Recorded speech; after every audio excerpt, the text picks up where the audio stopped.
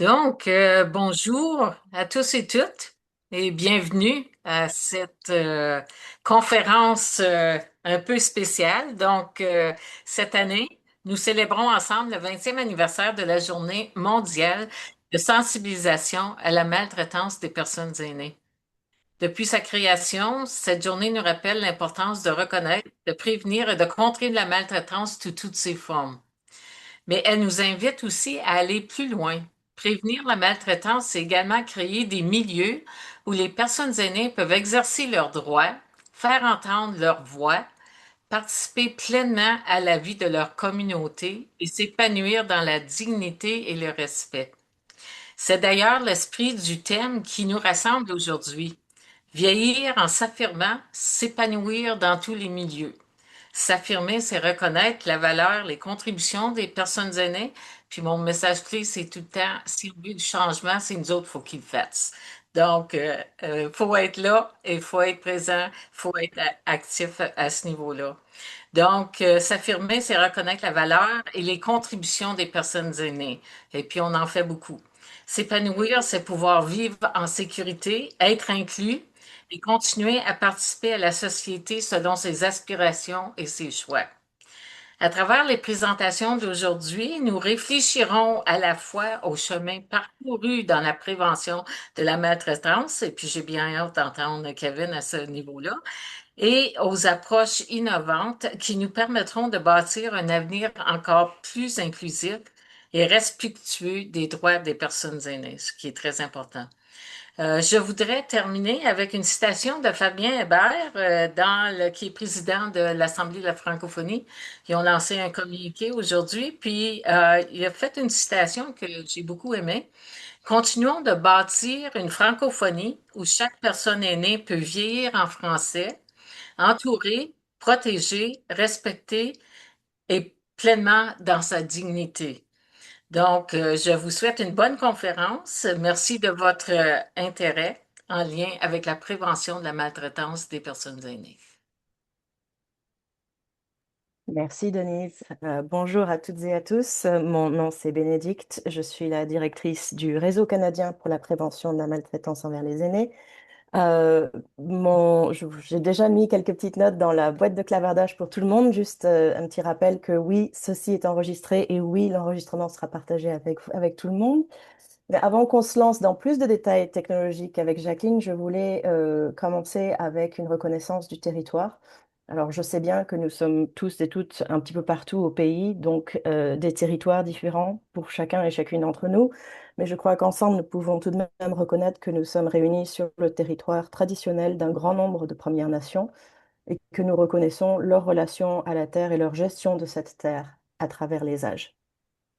Et pour chacune et chacun d'entre nous présents aujourd'hui dans notre vie quotidienne et dans notre vie professionnelle, nous cherchons à établir une nouvelle relation avec les peuples originels de cette terre qui soit fondée sur l'honneur et le profond respect. Donc, Jacqueline, si tu es avec nous, je t'avais vu tout à l'heure, je crois que tu es encore là, et que tu veux Oui, faire quelques rappels technologiques pour nos participants et participantes, ce serait super. Absolument, merci Bénédicte. Effectivement, nous avons désactivé vos microphones. Euh, Utilisez, s'il vous plaît, le clavardage, le nuage pour tout commentaire, suggestion. Les questions dans la boîte QR seront traitées à la fin de chaque présentation et comme Bénédicte l'a mentionné, l'enregistrement sera partagé quelques jours plus tard à venir. Donc, merci de votre collaboration. Nous sommes beaucoup ce matin sur le Zoom, donc ça serait important de respecter la fermeture de vos micros. Merci. Merci beaucoup, Jacqueline. Et puis, juste avant qu'on se lance, une dernière chose, je voulais quand même reconnaître tous les partenaires impliqués dans l'organisation de cet événement. Et ça a pris du monde. Donc, nous avons Jacqueline qui représente la FARFO, la Fédération des aînés et retraités francophones de l'Ontario. Nous avons la Fédération des aînés et aînés francophones du Canada. Nous avons Entente Éducation Canada, le RP MAFO, qui est le réseau de prévention de la maltraitance des aînés francophones de l'Ontario, ainsi que mon réseau, le réseau canadien. Donc ça fait bien du monde. Et nous avons aussi Kevin qui représente la chaire de recherche sur la maltraitance envers les personnes aînées, qui va bientôt nous parler de tout cela. Mais c'était aussi pour vous rappeler qu'il existe des ressources pour vous en tant que francophone. Il existe des ressources pour des informations au niveau de la prévention de la maltraitance en français. Donc n'hésitez pas à vous renseigner ou à poser des questions et à visiter notre site. Vous serez toujours les bienvenus. Et puis ben, merci à toute l'équipe qui a permis à cet événement de se tenir place aujourd'hui, le 15 juin. Voilà, je vais arrêter de parler et puis je vais laisser Denise et Kevin prendre la suite. Merci beaucoup.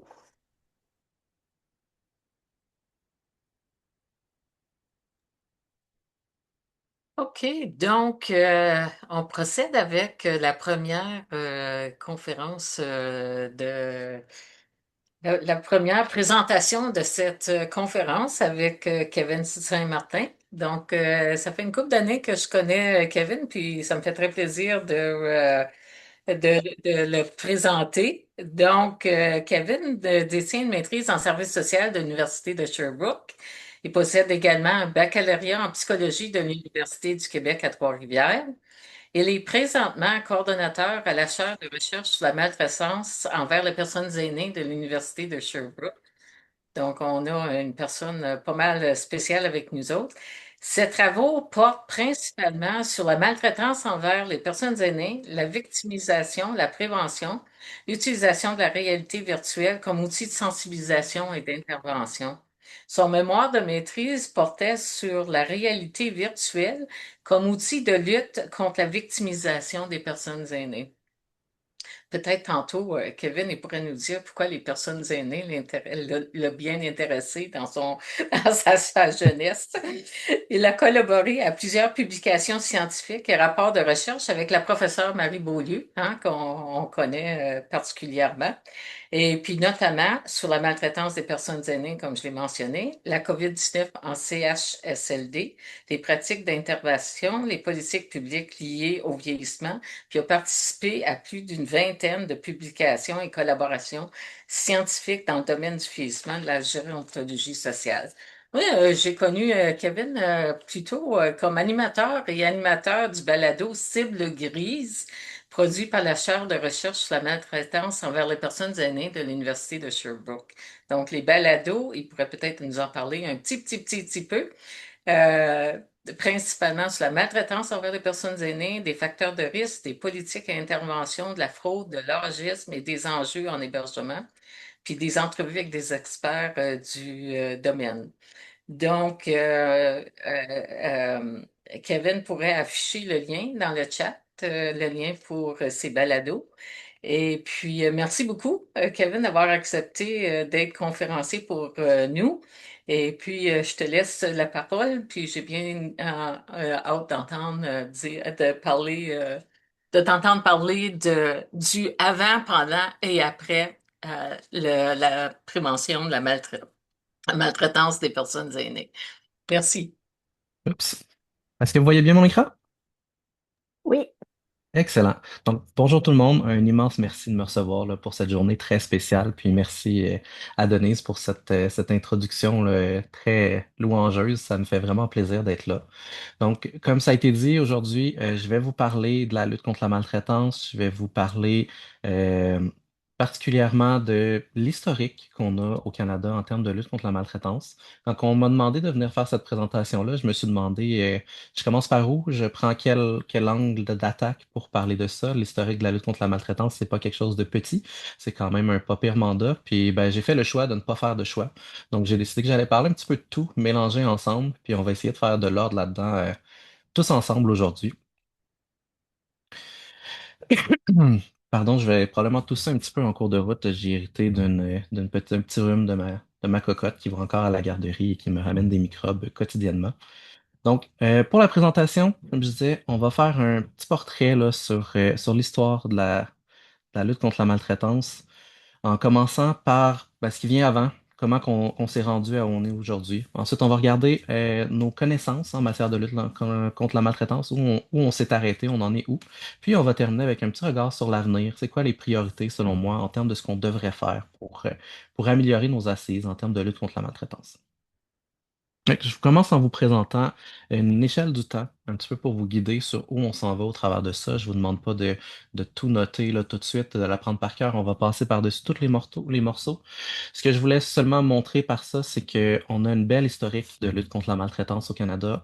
C'est quelque chose qui commence en 1970 et qui s'étend là, jusqu'à aujourd'hui. Je m'arrête en 2010 pour la présentation parce que pour moi, c'est un peu là qu'on voit l'ère moderne de la lutte contre la maltraitance. On a fait pas mal les grands jalons des premières fois importantes en lutte contre la maltraitance. Puis on est simplement en train de renforcer puis de devenir meilleur dans ce qu'on est en train de faire. On va regarder les morceaux qui ont composé l'histoire. Non pas dans le détail parce qu'on serait là jusqu'à demain matin, mais comme je le disais, avec les grandes premières fois, les morceaux très importants qui nous ont marqués. Je commençais en 1970. C'est là qu'on a commencé à voir un début de reconnaissance de la maltraitance comme une problématique qui demandait qu'on soit attentif à ça. C'était particulièrement à ce moment-là des intervenants, des gens du réseau de la santé qui nommaient les problèmes, puis qui s'en plaignaient par le biais d'articles scientifiques ou de notices dans des revues et des journaux. Une citation que j'aime beaucoup, qui est venue un petit peu plus tard, mais qui référait à l'époque, qui disait: l'abus des aînés n'est pas un nouveau phénomène. Il existait potentiellement dans le passé, mais il y a toujours une certaine réticence à reconnaître son existence et ses causes. Donc ça commence en 70, mais même en 88, on est encore un peu au ralenti en termes de lutte contre la maltraitance. Donc, on commence par quoi? On commence par deux articles scientifiques qui viennent mettre en place la problématique, qui nomment haut et fort dans des publications qu'on a un problème avec la façon dont on traite les personnes aînées dans nos sociétés. Le premier vient des États-Unis. On parle de old folks and dirty work, essentiellement le travail sale avec des personnes âgées. Puis, on réfère au patient abuse, donc l'abus de patients, particulièrement dans les milieux d'hébergement collectif, là, en résidence pour personnes aînées. C'est de là que ça commence. On a un premier terme, on parle d'abus. Ça va se poursuivre en 1975, on va voir un deuxième article qui va parler de granny battering, donc essentiellement de brasser des mémés ou de brasser des personnes âgées. Puis on parle dans ce contexte-là particulièrement de dynamique avec des proches. Donc ce qu'on voit là-dedans, c'est qu'on est à une époque où on commence à parler de maltraitance, mais c'est encore un sujet qu'on ne connaît pas vraiment. On n'a même pas de mots unifiés pour en parler. On ne sait pas comment référer à la problématique. Puis on se retrouve avec des absurdités un peu comme ça, où avec notre regard moderne d'aujourd'hui, on se dit que ça n'a pas bon sens d'y référer comme ça. C'est une bonne chose qu'on ait cette réaction-là en voyant violenter des mémés comme terme utilisé. On a cheminé beaucoup. De ces articles-là a découlé le besoin qu'on s'entende justement sur ce de quoi on parle quand on parle de maltraitance. En 1978, on a vu apparaître une des premières définitions qui va avoir été adoptée par la suite par des chercheurs canadiens. Je vous la lis pas au complet, c'est long, c'est lourd. Mon objectif en la présentant, c'est seulement de montrer qu'il y a des concepts qui reviennent de cette définition initiale-là qu'on a encore aujourd'hui. Donc l'idée que c'est des actes, l'idée que c'est par des proches, que c'est pas obligé d'être par le lien de sang, mais qu'on va aussi inclure des personnes comme des femmes de ménage, des colocataires, vraiment un réseau élargi. Donc, c'est pas quelque chose qui est uniquement intrafamilial. On le voit déjà en 1978. On va parler de prendre avantage d'une personne aînée, de sa propriété, de son bien-être émotionnel. Puis on va inclure là-dedans des menaces de violence, l'utilisation de la violence, ou on va parler aussi de négligence. Donc des volets qui font partie de notre conception de la maltraitance aujourd'hui. On parle de maltraitance sous la forme de violence ou sous la forme de négligence, étaient déjà là en 1978 quand on commençait à placer la problématique. Puis à ce moment-là, on ciblait l'âge des personnes aînées à 60 ans et plus.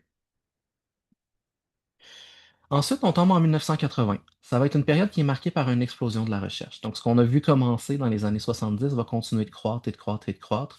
Puis, on va voir apparaître par le même fait de la législation. Donc, on va reconnaître pas juste au plan scientifique, mais aussi au plan politique qu'on a besoin de faire quelque chose pour protéger les personnes aînées contre les abus. Donc, à ce moment-là, une citation de Poniek, ça va être: la documentation sur l'abus des aînés a augmenté considérablement au cours des dernières années. Néanmoins, avoir accès aux personnes aînées maltraitées reste un problème majeur. On voit dans cette citation-là qu'il y a une sorte de conflit dans les mots qu'on emploie pour parler de la maltraitance encore là. On parle d'abus et de personnes maltraitées, donc on n'est pas encore certain comment vraiment référer au problème, même rendu à la fin des années 80. Terre-Neuve, par contre, va prendre un gros plat d'avance sur le reste du Canada avec une première loi qui va protéger les adultes négligés. Ça va être un peu les jalons des lois de lutte contre la maltraitance qu'on va voir apparaître plus tard. Ça va rendre obligatoire le signalement de cas connus ou suspecté de négligence envers une personne adulte, donc quand quelqu'un est responsable de voir aux soins d'un adulte et qu'il ne le fait pas adéquatement. On voit ça apparaître en 1973, mais le reste de l'explosion législative va se faire plutôt en 1980. Donc vraiment, à cette époque-là, Terre-Neuve était au devant même des auteurs de littérature scientifique. On était en train de poser le problème, on était en train de nommer qu'il y avait des enjeux avec les personnes aînées dans la science, mais on avait déjà là un mouvement qui disait on a un problème social et on doit mettre des lois en place pour protéger nos personnes adultes. Puis je trouve ça vraiment très intéressant. Donc, dans les années 80, ce qu'on va voir, c'est apparaître des lois de protection pour les personnes aînées ou pour les familles qui vont inclure des éléments pour les personnes aînées. En 1988, on va en avoir une en provenance du Nouveau-Brunswick, la loi sur les services à la famille. En 83, le Public Guardian and Trustee Act pour le Saskatchewan. Puis l'île du Prince-Édouard et la Nouvelle-Écosse vont avoir leur Adult Protection Act qui va apparaître. Donc vraiment un mouvement de législation pour s'assurer que nos personnes aînées ou que à tout le moins que les personnes adultes en situation de vulnérabilité aient des mécanismes de protection en arrière d'eux. Je vous disais que c'est une période aussi d'explosion de la science, de la littérature scientifique. Vers la fin des années 80, on va voir apparaître le premier livre canadien sur la maltraitance, qui s'appelle Abuse of the Elderly, Issues and Annotated Bibliography. Ce qui est intéressant avec ce livre-là, c'est qu'on va lister tous les articles scientifiques nord-américains publiés entre 1978 et 1987 que les auteurs ont pu trouver.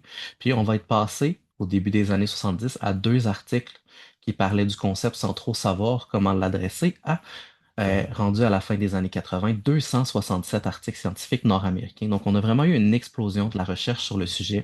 On commence à s'y intéresser un peu partout, autant en politique qu'en sciences.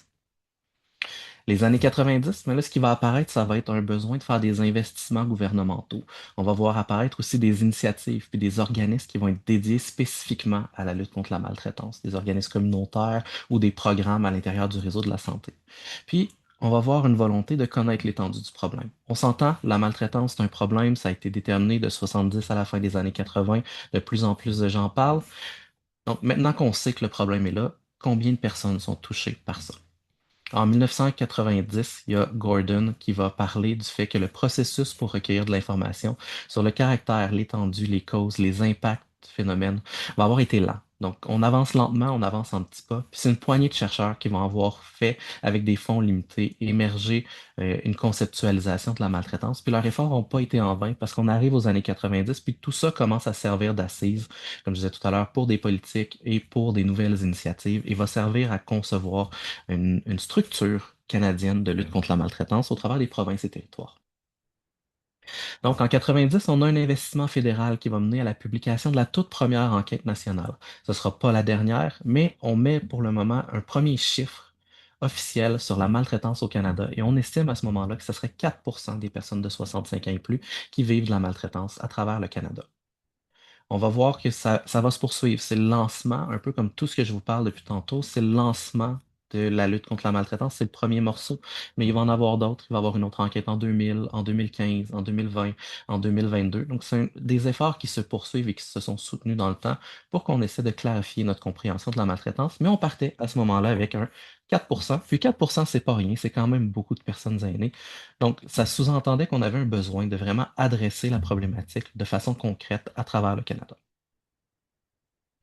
On va voir, justement, avec cette reconnaissance-là de la problématique, apparaître les premières conférences nationales sur la maltraitance. Donc, la première qui va se tenir à Toronto et qui va être destinée pas juste à des intervenants ou à des professionnels, mais aussi au grand public, incluant des personnes aînées. Ça devient un lieu de discussion, un lieu de transfert de connaissances et c'est adressé à tout le monde. Puis ça va connaître un succès, puis on va voir cette expérience-là être répétée en 98 avec une deuxième conférence et ça va un peu mettre le terrain pour qu'il en émerge tout plein d'autres. Je suis là aujourd'hui en train de vous donner une conférence. On est un peu dans la suite de cette première lancée-là, où on a une ouverture provinciale, locale, territoriale, fédérale à parler de maltraitance, à entendre les voix qui sont proéminentes dans le domaine et à rendre ces voix-là disponibles et accessibles pour les gens d'un petit peu partout.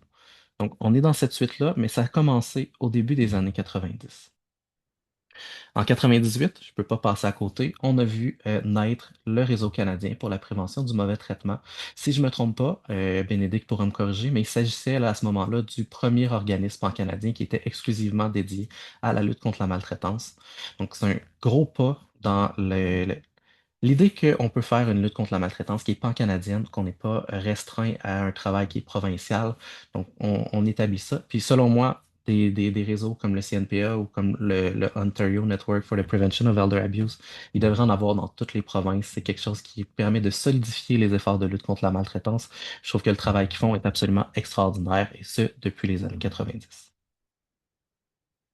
On arrive ensuite en 2000. Donc, les années 2000, ce qui va les marquer, c'est l'émergence de politiques publiques de lutte contre la maltraitance. On a vu arriver des lois, là, on voit des plans d'action, on voit des politiques qui commencent à faire leur place.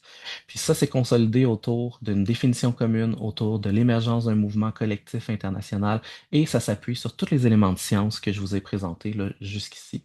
Pour moi, les débuts des années 2000, c'est un peu le début de l'ère moderne de la lutte contre la maltraitance, où la plupart des grands premiers pas vont commencer à se terminer.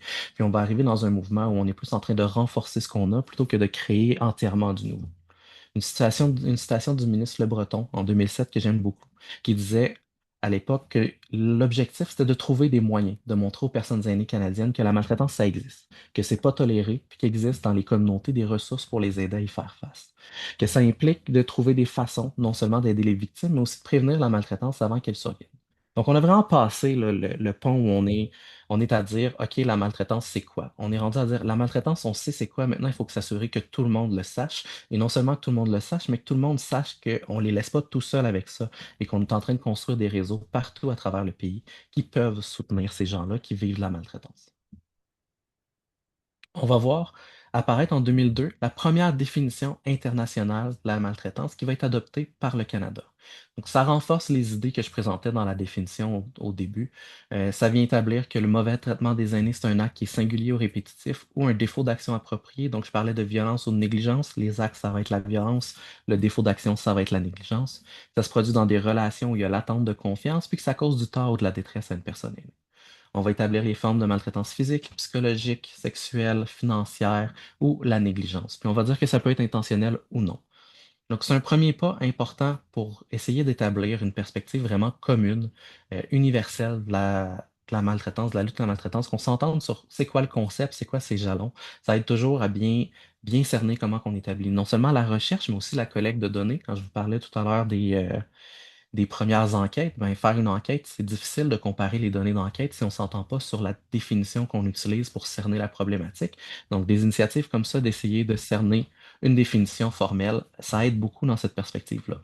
Malheureusement, c'était un premier pas, mais ça n'aura pas été adopté universellement à travers le Canada, à travers toutes les provinces et territoires. Je vais y revenir un petit peu plus tard, mais c'était quand même un pas dans une bonne direction selon moi. Avec ça, on va voir apparaître des stratégies provinciales de lutte contre la maltraitance. C'est pas vraiment des plans d'action extrêmement concrets avec un plan de financement super bien établi, mais ça va être des gouvernements qui mettent de l'avant c'est quoi leurs besoins officiels aujourd'hui, à ce moment-là, en termes de lutte contre la maltraitance.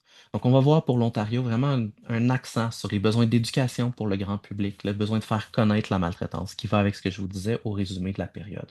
On va voir un besoin de formation pour les employés aussi, s'assurer que les gens sont au courant que la maltraitance, ça existe, que ça touche les gens avec lesquels ils travaillent dans le réseau de la santé ou dans le réseau communautaire. Puis on va avoir un besoin de mieux coordonner les services communautaires. Du côté du Manitoba, on va proposer la mise en place d'un consultant provincial en matière de lutte contre la maltraitance, quelqu'un qui a un rôle de chapeauter les initiatives. On va faire la promotion du travail interdépartemental, on va viser le renforcement des réponses communautaires et régionales, puis on va commencer à travailler vers la mise en place d'une ligne de soutien qui est exclusivement dédiée à la maltraitance. Et si je ne me trompe pas, c'était la première ligne provinciale spécifiquement centrée sur la lutte contre la maltraitance. Il y a eu des lignes régionales qui avaient vu le jour avant, mais une ligne qui était endossée par le gouvernement, je crois que c'était la première. Ce ne sera pas les seules stratégies qu'on va voir apparaître en 2000. On va voir apparaître par la suite une stratégie pour la Nouvelle-Écosse, Terre-Neuve. On va avoir une pour le Nouveau-Brunswick aussi aux alentours de 2005. Donc, c'est un peu le courant du moment. On commence à mettre des stratégies concrètes de comment on veut faire la lutte contre la maltraitance dans les différentes provinces. En 2006, on en a parlé tout à l'heure, va arriver l'établissement de la première journée internationale officielle de sensibilisation à la maltraitance envers les personnes âgées. Même là, encore une fois, on voit un petit peu la perspective où on n'est pas tout à fait centré sur la terminologie. Je vous parle de maltraitance envers les personnes aînées depuis tout à l'heure. La journée parle de maltraitance envers les personnes âgées. Donc, on a toujours un va-et-vient dans le choix des mots. Puis, je vous parlais aussi juste avant du CNPA, donc Réseau canadien pour la prévention des mauvais traitements et non pas de la maltraitance. Donc, on a une fluctuation à travers les âges qui continue à s'établir sur de comment on parle de la maltraitance, quels mots on utilise, quelle définition on utilise. C'est un problème qui s'étend à travers le temps. 2007, on va voir la création du Conseil national des aînés par le gouvernement fédéral. Je trouvais ça important de le souligner parce que malgré le fait que ce n'est pas une initiative spécifique à la maltraitance, c'était un pas important pour moi dans la reconnaissance de la voix des aînés, de la voix que les aînés doivent avoir dans la gestion des problèmes qui les touchent. Donc, le rôle du conseil, c'est d'offrir des conseils au gouvernement en matière d'enjeux qui ont une importance nationale pour les aînés. Et justement, à cette période-là, en 2007, l'enjeu qui va être identifié comme prioritaire par le Conseil, ça va être la maltraitance envers les personnes aînées. Le gouvernement va répondre à ça en 2008 avec la création d'une initiative sur 3 ans qui va s'appeler le Federal Elder Abuse Initiative, le FEA. Ça va être une initiative multidépartementale, comme je disais, qui s'étend sur 3 ans, qui va viser à aider à reconnaître les signes, les symptômes et les ressources d'aide en maltraitance. Donc, dans la continuité de ce qu'on a vu dans les stratégies des différentes provinces. Puis, je termine ma perspective historique avec le premier plan d'action gouvernemental pour lutter contre la maltraitance envers les personnes aînées en 2010, qui va avoir été mis en place au Québec. Ça va être un peu un renforcement de ce qu'on va avoir vu jusque-là dans les autres initiatives gouvernementales, dans un tout cohérent, consolidé, avec un plan de financement, avec des investissements substantiels. Les 4 grandes actions de ce plan-là, ça va être la création d'une ligne téléphonique, comme on va avoir vu avant au Manitoba, la création d'une chaire de recherche, la chaire pour laquelle je travaille, donc la chaire de recherche sur la maltraitance envers les personnes aînées, située à l'Université de Sherbrooke, qui avait à l'époque comme première titulaire Marie Beaulieu, là, dont on a parlé tout à l'heure, et qui est maintenant sous la direction de Mélanie Couture, donc ma patronne. Et cette chaire-là, ça va avoir été une première au monde. Ça a été la toute première chaire financée par un gouvernement qui traitait exclusivement de la maltraitance. Et encore aujourd'hui, on en a seulement 2 à travers le monde entier, et les 2 sont au Canada. Donc, il y a la chaire de Toronto qui a pour titulaire David Burns et toujours la chaire de recherche de Sherbrooke qui a pour titulaire Mélanie Couture. Puis je pense que c'est quelque chose qu'on peut être extrêmement fier au Canada de mettre autant d'importance sur la lutte contre la maltraitance qu'on est prêt à financer la recherche et à créer des chaires sur le sujet. On va aussi avoir vu dans le plan d'action la mise en place de coordonnateurs régionaux, donc des gens dans chaque région du Québec qui vont avoir une responsabilité de veiller à la lutte contre la maltraitance et de s'assurer qu'il y ait une perspective cohérente à travers la province. Puis on va avoir planifié un lancement de plusieurs campagnes de publicité pour essayer de renforcer la sensibilisation du grand public à la maltraitance. Donc, c'est dans la suite de tout ça, puis c'est là que je m'arrête dans perspective historique, parce que pour moi, on a fait pas mal le tour de toutes les grandes premières fois qui ont marqué notre évolution, qui m'amène à aujourd'hui. Aujourd'hui, ce que je vous propose, c'est un portrait de nos connaissances en matière de maltraitance plutôt qu'un portrait de où on en est en termes de politique et d'état de fonctionnement de la société en termes de lutte contre la maltraitance. Parce que malheureusement, la façon dont je présentais la ligne du temps, ça donne une impression un petit peu d'une continuité, où tout le monde a suivi une courbe montante. Puis c'est pas faux. Tout le Canada a suivi une courbe montante, mais pas au même rythme. Donc, c'est pas toutes les provinces et tous les territoires aujourd'hui qui ont une politique, qui ont une loi, qui ont un plan d'action, qui ont les mêmes niveaux d'investissement. Donc, c'est pas possible pour moi de vous faire un portrait cohérent de c'est quoi la lutte contre la maltraitance à travers les différentes provinces et territoires du Canada, parce que malheureusement, il n'y en a pas. Donc, ce que je vais faire plutôt, c'est de vous montrer tout ce qui a été fait jusque-là, les efforts collectifs qu'on a fait. Ça l'a amené quoi comme connaissance? Ça nous a amené où? Comment qu'on comprend la problématique maintenant? Donc, je vous ai parlé déjà en cours de route un petit peu de la terminologie, du choix de mots à utiliser pour parler de maltraitance. Puis on en voit apparaître essentiellement quand on parle de termes francophones, 3. Donc, on a maltraitance, mauvais traitement et abus. Aujourd'hui, le terme qui est le plus utilisé, particulièrement dans la francophonie internationale, ça va être le terme maltraitance. C'est un terme qui est considéré comme inclusif de la violence, inclusif de la négligence.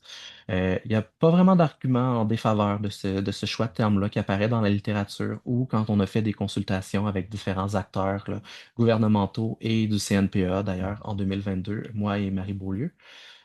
Donc, c'est le terme qu'on recommande d'utiliser. C'est vers ça que le monde semble se diriger. Mais on voit encore mauvais traitement être utilisé, par exemple dans le nom du réseau canadien. mais il est de plus en plus délaissé. Puis, abus commence à disparaître tranquillement. On le voit surtout être utilisé quand il est question de maltraitance financière, donc les abus financiers. À l'origine, c'est un anglicisme de elder abuse, qui est le terme anglophone qui a suivi le plus longtemps et qui commence progressivement à être remplacé par mistreatment of older adults. Donc, c'est une traduction littérale qui n'est pas tout à fait adéquate pour désigner de quoi on parle quand on parle de maltraitance. Donc, on se dirige progressivement là, vers au moins ce qui me semble s'entendre sur le fait qu'on va parler de maltraitance, mais le consensus n'est pas toujours arrivé. Et les consensus, c'est difficile au Canada parce que j'ai fait une recension en 2022 des définitions à travers les provinces et territoires qui sont utilisées et qui sont adoptées par les différents gouvernements. Et à ce moment-là, on en avait compté 14 qui circulaient activement à travers le Canada. Donc, on ne s'entend pas sur la définition, même si, comme je disais tout à l'heure, il y a eu la définition en 2002 qui circulait, la définition de l'Organisation mondiale de la santé. En 2023, par contre, on a vu apparaître la première définition fédérale de la maltraitance envers les personnes aînées. Depuis, je n'ai pas vu une adoption très large de cette définition-là. C'est quand même bien de pouvoir dire qu'on est capable de se référer à une définition fédérale qui couvre un petit peu tout et qui regroupe des concepts là, qui ont été construits à partir des 14 définitions qui avaient été recensées en 2022 pour essayer de créer quelque chose de cohérent pour tout le monde. Essayer de ne pas fâcher personne. C'est jamais facile à faire, mais quand même. Ce qui explique qu'on voit autant de définitions qui circulent, c'est qu'il y a plein de raisons pour lesquelles on veut faire des définitions, puis plein de façons de positionner la problématique. Il va y avoir des agendas différents derrière les définitions, puis ça va affecter comment on va les construire, puis vers quoi on va mettre l'accent. Il y a des définitions politiques, des définitions économiques, des définitions plus sociales, et comme ça ne cherche pas les mêmes objectifs, ça ne met pas les accents en même place. Par contre, ce qu'on voit avec cette définition-là, qui pour moi apparaît une définition très solide, on parle, et je suis un peu biaisé parce que j'ai aidé à l'écrire, on parle d'événements singuliers ou répétitifs. Donc pour vivre la maltraitance, ça n'a pas besoin d'arriver 15 fois, une fois, c'est assez. On parle d'une relation où il devrait y avoir de la confiance. Donc on s'attend à pouvoir faire confiance aux gens autour de nous, on s'attend à pouvoir faire confiance aux membres de notre famille, on s'attend à pouvoir faire confiance à nos voisins, on s'attend à pouvoir faire confiance aux organismes qui nous rendent des services et aux employés qui les représentent. Donc, la maltraitance, ça peut impliquer une personne, un groupe, une communauté ou une organisation. Ça se manifeste, comme je le disais tout à l'heure, par de la violence ou de la négligence, donc par des paroles, attitudes ou une absence d'action appropriée. Puis ça cause ou ça risque de causer des conséquences négatives pour une personne aînée. Le cause ou risque de causer, c'est une nuance qui est particulière à la définition du Canada et qu'on ne retrouve pas dans toutes les définitions. Souvent, on voit seulement qui cause des conséquences négatives. L'objectif en mettant cette nuance-là dans la définition, c'est de s'assurer qu'on puisse regarder un comportement problématique indépendamment de son impact sur une personne aînée. Parce que si la personne ne se rend pas compte que ce qu'elle a vécu est absolument absurde et n'aurait jamais dû arriver et qu'elle n'en souffre pas, on dirait que ce n'est pas de la maltraitance autrement. Alors que pour nous, ça semble être. Un exemple que j'aime donner, c'est une situation qui a été vue dans une résidence où une personne n'arrêtait pas de siffler. Donc, elle avait un dentier, elle avait son dentier et elle sifflait toute la journée. Un bon matin, elle a oublié de mettre son dentier pour aller déjeuner. Puis le personnel a réalisé que sans son dentier, elle ne sifflait pas. Et un employé a choisi de cacher le dentier de la personne sans l'aviser pour essayer d'avoir un moment de paix où il n'y aurait pas de sifflement strident dans ses oreilles toute la matinée. La personne à qui c'est arrivé n'a pas souffert de la situation. Au contraire, le fait qu'elle n'ait pas son dentier, qu'elle ne siffle pas toute la journée, a fait en sorte que les gens voulaient plus être proches d'elle, qu'elle était mieux intégrée dans le réseau de personnes dans son milieu d'hébergement, qu'elle était plus acceptée dans les salles communes. Donc, ça a eu des impacts positifs. N'empêche que le geste qui a été posé par l'employé de venir retirer le dentier sans le consentement de la personne, pour nous, ça nous semble entrer dans ce qui est de la maltraitance. Et si on s'axe uniquement sur ce qui cause des conséquences négatives et non pas sur ce qui risque de causer des conséquences négatives, on échappe ces comportements-là puis ces morceaux, ce qui nous apparaissait important. Ensuite, on cerne les types, ce qui ressemble beaucoup à ce que je vous ai montré dans la première définition là, par l'Organisation mondiale de la santé. Donc, on a de la maltraitance physique, psychologique, matérielle ou financière ou sexuelle. Je pense que je ne surprends personne avec cette découpe-là. La négligence n'est pas un type comme on voyait autrefois. En fait, c'est plus une façon d'exprimer la maltraitance. Donc, on peut être négligent sur le plan physique, négligent sur le plan psychologique, négligent sur le plan matériel ou financier ou négligent sur le plan sexuel. Euh, donc, c'est comme ça qu'on le découpe plutôt que de l'inclure comme un type à part entière. Puis, je parlais de relation de confiance au début. Je vais mettre une nuance. Relation de confiance, ça veut dire qu'on ne peut pas vraiment être maltraité par un étranger. Donc, s'il y a quelqu'un qui vous vole votre sac à main dans l'autobus, on ne dira pas que c'est de la maltraitance, à moins que ce soit votre fils ou un proche, quelqu'un que vous connaissez qui commet le geste. N'empêche que c'est pas parce que c'est pas dans une relation de confiance puis qu'on ne dirait pas que c'est de la maltraitance que c'est pas un problème. Ça reste quand même probablement un acte criminel. Il y a d'autres mécanismes pour traiter cette situation-là, mais on ne dira pas que c'est de la maltraitance. Petit portrait statistique, je vous ai présenté les études. Aujourd'hui, on s'entend sur quoi? Bon, aujourd'hui, on estime que c'est à peu près 10% des personnes aînées de 60 ans et plus qui ont vécu de la maltraitance autour de la dernière année. Les chiffres réels sont probablement un petit peu plus élevés parce que ben, dans la réalité, dans le concret des choses, c'est pas tout le monde qui est en mesure de répondre à une enquête.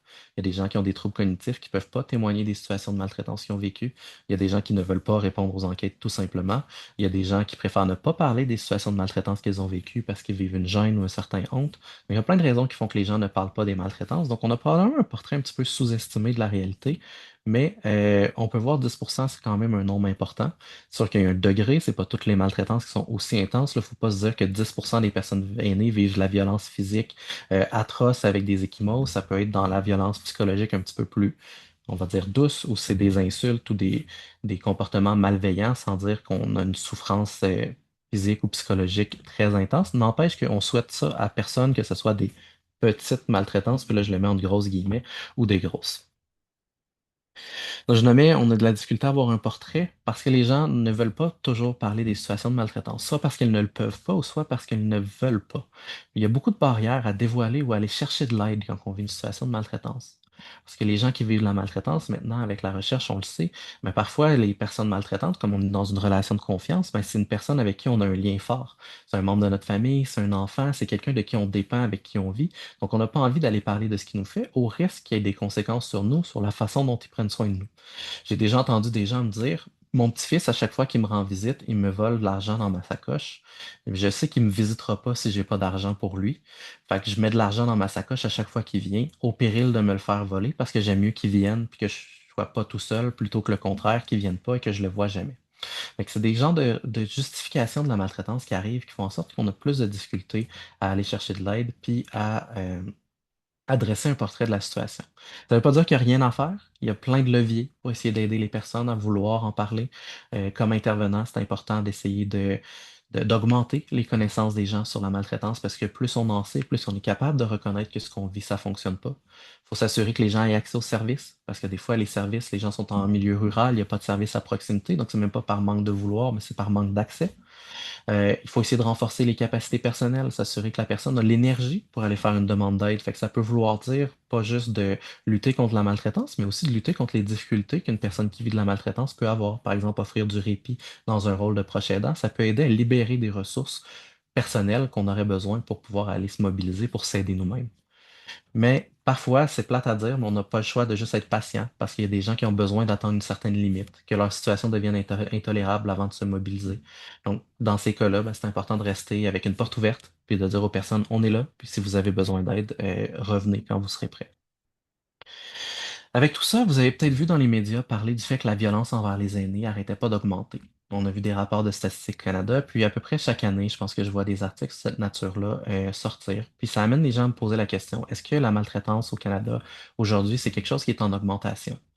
Puis ça peut sembler alarmant comme donnée, mais pour moi, puis ça va sembler ironique, c'est une bonne chose. Pas parce que je me réjouis que des gens vivent de la maltraitance, mais parce que dans ce qu'on voit en science, il n'y a rien qui nous suggère qu'il y a une augmentation catastrophique du nombre de personnes qui concrètement vivent de la maltraitance. Ce qu'on voit en fait, c'est qu'il y a de plus en plus de gens qui sont à l'aise à parler de la maltraitance et on a de plus en plus de mécanismes pour permettre à ces gens-là de le signaler ou de le rapporter ou que quelqu'un le fasse pour eux avec des stratégies, des lois de signalement obligatoire, par exemple. Donc, on a un portrait de la réalité qui devient de plus en plus précis. Donc, ce qui arrive, c'est pas qu'on a une augmentation de la violence envers les aînés, c'est qu'on a une augmentation de notre compréhension de la violence envers les personnes aînées. Donc, on a un portrait plus clair. Puis avec un portrait clair, ça nous aide à cibler justement c'est quoi les besoins en termes de politique, en termes de ressources, en termes d'investissement. Fait que pour moi, ces statistiques-là, un peu déprimantes, je m'en réjouis dans une certaine mesure parce que ça veut dire qu'on avance comme société. Un des aspects qui nous aide à avancer dans cette direction-là, de la voir, la maltraitance, puis d'en parler, c'est qu'on reconnaît, grâce à la littérature scientifique, de mieux en mieux les indices qui nous permettent de voir qu'une personne vit peut-être de la maltraitance. Donc, on voit apparaître un déclin rapide des capacités cognitives, l'apparition de symptômes dépressifs, on voit que les contentions sont utilisées dans un milieu de vie, qu'une personne perd du poids de façon anormale. Ça ne veut pas dire qu'il y a de la maltraitance, ça veut probablement dire qu'on devrait lever un drapeau rouge, puis aller investiguer ce qui se passe, puis ce qui fait souffrir la personne aînée de qui on est proche, la personne qu'on aime ou le client, l'usager de service, si on est intervenant. Donc, c'est des éléments à avoir en tête parce que ça nous aide à mieux lutter contre la maltraitance. Puis c'est des trucs qui ont été étudiés qui sont vraiment des bons signes pour voir qu'il y a quelque chose qui cloche. Dans la même perspective, on est aussi à une étape où on comprend les facteurs de risque de la maltraitance, propres à la personne maltraitée et propres à la personne maltraitante. Parfois, c'est des choses qu'on ne peut pas changer. Si quelqu'un a des troubles de santé mentale, c'est malheureux à dire, mais son risque de vivre la maltraitance est plus élevé. Puis on ne peut pas faire grand-chose pour changer cette situation-là, à part offrir du soutien et peut-être, selon la nature du problème, offrir de la médication pour calmer les symptômes. Il n'empêche que c'est un problème qui se veut un petit peu plus permanent. Par contre, il y a des éléments dans les facteurs de risque de la maltraitance qui ne sont pas permanents et qu'on peut soutenir et s'assurer pour s'assurer de réduire les risques pour une personne. Donc, aider avec la gestion du stress, aider avec une vision plus standard de ce que c'est que de vivre la maltraitance, puis avoir moins des attitudes pardonnantes à l'égard de la personne qui nous maltraite. C'est des choses qu'on peut faire de l'éducation. Aider les personnes à passer au travers de traumas antérieurs en termes de maltraitance, ça peut aussi aider. On voit que les gens qui ont vécu de la maltraitance par le passé sont plus à risque de vivre la maltraitance dans le futur. On peut soutenir aussi avec l'établissement de relations saines, renforcer le réseau social, lutter contre l'isolement, voir au bien-être physique aussi des personnes aînées. C'est toutes des choses qui nous aident à éviter que ces gens-là soient à risque de vivre la maltraitance. À risque de maltraitance, ça ne veut pas dire que c'est garanti qu'on vit de la maltraitance. On peut avoir tous ces signes-là, tous ces facteurs de risque-là, puis il nous en arrivera jamais. On peut n'en avoir aucun, puis ça va nous arriver quand même. Malheureusement, il n'y a personne qui est à l'abri de la maltraitance, mais si on peut réduire le risque que ça se produise, je vois pas pourquoi on le ferait pas. Puis on se rend compte en plus que du côté des personnes maltraitantes, c'est pratiquement les mêmes facteurs qui viennent jouer un rôle puis qui augmentent le risque de maltraitance. Ce que ça nous dit, c'est que on peut aider autant la personne maltraitée que la personne maltraitante en travaillant sur les facteurs de risque. Donc, en veillant au bien-être et en soutenant les personnes aînées, on peut aider tout autant les personnes qui maltraitent que les personnes qui sont maltraitées. Fait que tout ça, c'est quoi les bénéfices à ces connaissances-là qu'on a réussi à établir au travers d'années de recherche, de politique, de plans d'action et tout ça? Ben, ça nous aide à mieux prévenir, à mieux détecter la maltraitance de façon plus rapide et plus efficace. Ça permet d'avoir des interventions qui sont plus solides, qui sont basées sur l'expérientiel qu'on a eu au travers de toutes ces années-là. Ça permet de soutenir les personnes maltraitées et maltraitantes. Ça favorise le développement de pratiques qui vont être fondées sur des données probantes. Ça arrive qu'on met en place des pratiques, qu'on essaye quelque chose, puis qu'on s'enfarge et qu'on se plante royalement. J'ai vu des initiatives, par exemple, un milieu de vie qui voulait donner une expérience plus restaurant à sa résidence où les gens se rendaient dans une salle, il y avait des chaises, il y avait un service aux tables. C'est une super belle initiative, mais ils n'ont pas pensé que la salle qu'ils ont choisie n'avait pas de salle de bain à proximité. Ça a eu plein de conséquences pour les gens. Il y a des gens qui ont eu des accidents en voulant partir de la salle à manger pour se rendre à la salle de bain qui était trop loin. Donc, des fois, on a une bonne idée, puis on l'applique mal. Donc, de s'assurer que les façons dont on fait les choses sont bien documentées, bien étudiées, puis confirmées, efficaces, ça peut nous aider vraiment à cheminer vers des interventions qui sont solides puis qui sont prouvées. Ça nous permet aussi de mieux soutenir la formation, de voir au développement des connaissances des intervenants puis de leurs compétences, que ce soit basé sur ce qui a été fait avant, sur la recherche, sur ce qui est démontré. Puis ça nous permet de soutenir l'élaboration de politiques publiques, de cadres législatifs plus efficaces. Donc ça nous met vraiment dans une perspective d'amélioration continue. Plus on en sait sur la maltraitance, plus on est efficace dans notre lutte contre la maltraitance. Donc là, je vous ai parlé de comment qu'on a évolué en termes de connaissances sous un regard général? Pourquoi je ne vous parle pas d'initiatives modernes, de ce qui se fait dans chaque pays, dans le pays ou dans chaque province, dans chaque territoire? Ben, simplement parce qu'il y en a trop. Je pourrais pas faire un tour exhaustif de ce qui se fait parce qu'on a des stratégies provinciales, des conférences, des programmes de protection, des balados, des lignes d'appel, des formations, des ateliers d'information, des plans d'action, des conseils aux aînés, des coordonnateurs, des pièces de théâtre, comme on va le voir après. Donc, il y a tellement de belles initiatives pour la maltraitance que je peux pas faire un tour de tout ce qui se fait au Canada. Fait que ce que je vous dirais à tout le monde qui est là, c'est que je vous invite à vous renseigner sur ce qui se fait chez vous, dans votre région, dans vos villes, dans vos provinces pour voir, on fait ça comment, la lutte contre la maltraitance ici, quelles belles initiatives on a. Puis si vous avez un rôle à titre d'intervenant ou même au sein de vos proches, de vos familles, faites-en la publicité pour vous assurer que si quelqu'un vit de la maltraitance, il est au courant qu'il y a plein de belles choses qui se passent puis qui peuvent les aider à mieux comprendre puis qui peuvent les soutenir aussi. Ça m'amène à l'avenir. On va passer rapidement, je vois le temps qui file. 3 points d'avenir, je vais vous parler des perspectives en recherche, des perspectives terrain, puis des perspectives politiques. Côté de la recherche, il reste beaucoup à apprendre. On a avancé énormément, mais on a encore du chemin à faire. Pour moi, on a un besoin d'étudier la maltraitance dans les différents milieux. La majorité des recherches sur la maltraitance se font à domicile. ou en résidence privée pour aînés. Mais qu'est-ce qu'il y en est, par exemple, des milieux comme les prisons ou les CHSLD, les endroits où les gens ont un petit peu moins de voix, un peu plus de difficulté à faire entendre leur voix? Je pense pas qu'il y ait pas de maltraitance dans ces milieux-là, donc on a besoin d'aller l'explorer. Je pense qu'on doit continuer de développer des outils pratiques et de formation pour aider les gens sur le terrain dans leurs actions. On doit parler, peut-être aussi, pas de maltraitance envers les aînés uniquement, comme je le fais depuis le début de la présentation, mais aussi parler de maltraitance envers les adultes en situation de vulnérabilité. Parce qu'il y a quelque chose d'un peu âgiste à dire que si les personnes aînées sont les seules à avoir besoin qu'on les protège.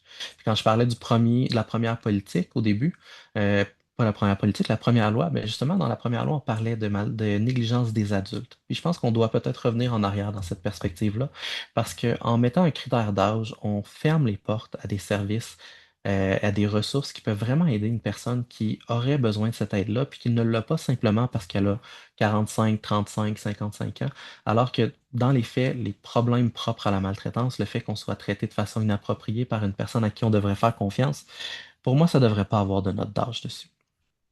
Ensuite, ben, je pense qu'on devrait parler de maltraitance envers certains groupes.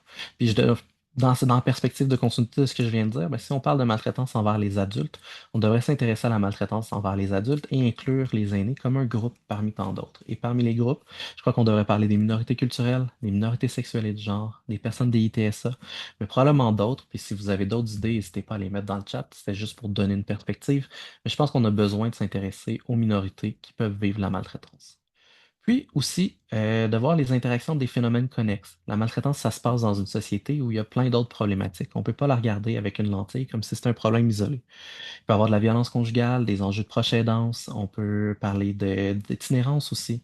C'est quelque chose qu'on a tendance à pas penser, mais il y a de plus en plus de personnes aînées qui vivent de l'itinérance pour la première fois à partir de 50 ans et plus pour des personnes adultes qui vivent la maltraitance, de l'itinérance pour la première fois à partir de 50 ans et plus.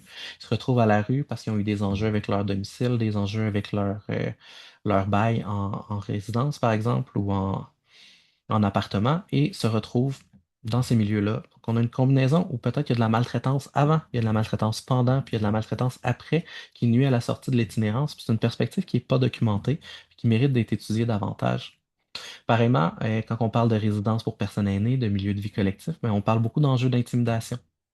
Est-ce que c'est de la maltraitance de se faire intimider par notre quatrième voisin ou c'est un problème séparé? Puis comment ces deux problèmes-là interagissent ensemble? Pour moi, c'est des aspects à étudier.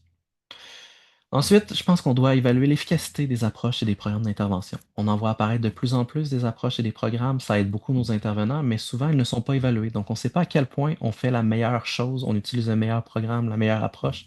Donc on devrait aller évaluer ça pour s'assurer qu'on avance dans la bonne direction, puis qu'on optimise la qualité de nos interventions.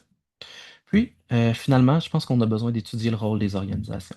Je l'ai dit dans la définition canadienne, on peut vivre la maltraitance de la part d'une personne, d'un groupe, d'une collectivité ou d'une organisation. Je pense que l'aspect organisationnel est très important à l'explorer parce qu'on a souvent une tendance à regarder qui a été l'auteur de la maltraitance et pas regarder qu'est-ce qu'il y avait en arrière. Quand on parle de maltraitance en hébergement, on pense souvent à une préposée ou une infirmière qui a un comportement inadéquat. Mais est-ce que cette personne-là a un comportement inadéquat parce que c'est une personne maltraitante? Ou est-ce que cette personne-là s'est retrouvée dans une situation où elle n'avait pas d'autre choix que d'être maltraitante malgré son bon vouloir? Est-ce que c'est parce qu'elle était en sous-effectif, en surcharge de travail, trop de personnes à prendre soin, épuisée de ses conditions de travail, mais en manque de ressources, c'est peut-être mal formée? Si c'est le cas, est-ce qu'on doit vraiment lancer des roches à cet employé-là? Est-ce que c'est elle qui doit être punie? Ou est-ce qu'on doit aller voir ses supérieurs, l'organisation, le fonctionnement de l'organisation pour essayer de rectifier la situation? Je pense que c'est un morceau qui mérite vraiment de continuer d'être exploré. Côté terrain, nos intervenants en font déjà énormément, et je pense qu'ils ont besoin d'être soutenus. Donc, on a besoin de renforcer l'éducation puis la formation, d'améliorer la coordination des services, mieux informer le public pour les ressources disponibles pour s'assurer qu'ils vont vers les intervenants qui sont qualifiés et qui sont capables de les aider. On doit développer des approches multidisciplinaires. La maltraitance, c'est compliqué. Il y a de la maltraitance matérielle, financière, il y a de la maltraitance sexuelle. C'est pas tous les employés du réseau de la santé, tous les employés des réseaux communautaires qui sont équipés pour faire face à l'ensemble de ces aspects-là. Puis c'est correct qu'on ne puisse pas tout régler. Il y a des conséquences physiques, des conséquences psychologiques. Donc pourquoi ne pas travailler avec des travailleurs sociaux, des gens qui sont en soins de la santé comme des infirmiers ou des médecins, travailler avec des gens qui sont plus du réseau financier comme les établissements bancaires. Il y a moyen de bénéficier de toutes ces expertises-là pour offrir aux personnes le meilleur soutien possible puis la meilleure résolution possible de la maltraitance. Ensuite, je le nommais quand je parlais du besoin de parler peut-être plus de maltraitance envers les adultes, mais je pense qu'on doit lutter collectivement contre l'agisme. C'est souvent un facteur qui se retrouve en dessous de la maltraitance. On a une vision particulière des personnes aînées dans notre société qui n'est pas toujours positive. Puis ça peut mener à des schèmes de pensée qui encouragent ou qui justifient d'être maltraitant. Par exemple, si moi, dans ma tête, j'ai la vision qu'une personne aînée, c'est une personne qui a fait le plus gros de sa vie, puis que maintenant elle est passive, elle n'a plus vraiment besoin, ben, je vais peut-être me sentir justifié de prendre son argent parce que je me dis de toute façon, elle fait rien de sa journée, elle en a pas besoin, fait que je suis aussi bien de le prendre tout de suite. Ça va être mon héritage un jour, je le prends juste en avance. C'est des choses que j'entends, c'est des choses qui font mal, puis c'est des choses qui renvoient à une perspective âgiste qui justifie de la maltraitance. Fait que si on veut lutter contre la maltraitance, je pense qu'on a besoin de lutter contre l'agisme aussi, d'abord et avant tout. Puis, quelque chose que j'entends beaucoup des intervenants, c'est qu'on a besoin d'impliquer les familles, les proches, les communautés dans les efforts de lutte contre la maltraitance, parce que c'est pas quelque chose qui se résout euh, en, en silo. Ça demande vraiment une collaboration collective. Puis, quand on parle des perspectives pour lutter contre la maltraitance, on me demande souvent on parle souvent de maltraitance, de bientraitance. Puis je pense qu'il faut mettre une petite attention sur la bientraitance. J'encourage tout le monde à être bientraitant. C'est pas là que je m'en vais. C'est excellent de vouloir bien faire, bien traiter, être respectueux des personnes aînées ou des personnes adultes en situation de vulnérabilité autour de nous. Mais ce n'est pas nécessairement prouvé comme étant une solution pour combattre la maltraitance. Il n'y a pas d'article qui démontre scientifiquement que promouvoir la bientraitance, ça aide à lutter contre la maltraitance. Donc, c'est deux phénomènes qui sont peut-être séparés, où on peut être maltraitant, comme je le disais, accidentellement, on peut être maltraitant en voulant être bientraitant, donc l'un ne prévient potentiellement pas l'autre. Fait que je recommande de ne pas mettre tous les efforts sur la bientraitance et de ne pas oublier la lutte à la maltraitance comme quelque chose de séparé, d'aussi très important.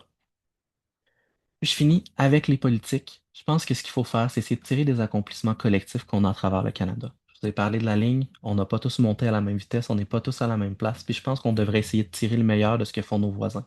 Aller chercher les initiatives que chaque province, chaque territoire ont mis en place, qui sont toutes particulières à eux, mais qui pourraient aussi nous aider pour qu'on puisse aller vers un Canada plus unifié dans la lutte contre la maltraitance, avec vraiment une perspective solide, globale, on est déjà vu à travers le monde comme des modèles de lutte contre la maltraitance. Le Canada a très bonne réputation en lutte contre la maltraitance, mais je pense qu'on est capable de faire encore mieux.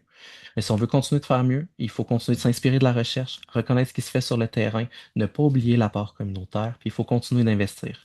Investir dans la recherche, dans l'intervention, dans le développement d'innovation, parce que c'est comme ça, comme on l'a vu dans l'historique, qu'on a cheminé et qu'on continue de cheminer.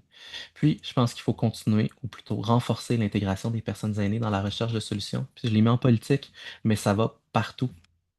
Ça va dans la recherche, ça va dans l'intervention sur le terrain. C'est important que les personnes aînées aient leur voix. Et si on élargit aux adultes, ben, c'est important qu'on ait aussi une place pour la voix des adultes en situation de vulnérabilité. Fait que sur cette note, je conclus en soulignant qu'on a fait énormément de chemin depuis les années 70. Puis en soi, la lutte contre la maltraitance envers les personnes aînées, c'est une problématique quand même récente. Des problèmes qui ont commencé en 1970, c'est pas toutes les problématiques qui ont fait le parcours qu'on a fait. Puis malgré les limites que je souligne, malgré les besoins d'amélioration, je pense qu'on peut être fier du chemin qu'on a fait. Puis je pense qu'on n'a pas à voir la maltraitance envers les aînés comme une fatalité ou comme un absolu. On a des intervenants extrêmement qualifiés partout à travers le pays qui sont capables d'offrir du soutien puis d'aider les gens à sortir de ces situations-là, de plus en plus sensibilisés. Puis on a des gens qui font aussi preuve d'une immense résilience pour mettre un terme eux-mêmes aux situations de maltraitance, les signaler, aller chercher de l'aide. Je pense qu'en comprenant l'évolution de la maltraitance, puis en s'inspirant de ce qui a été fait avant, puis en gardant en tête qu'est-ce qui nous a aidé à avancer jusque-là, on peut continuer d'avancer pour bâtir une société qui va être plus respectueuse, plus inclusive et plus sécuritaire pour les personnes aînées, mais aussi pour tout le monde.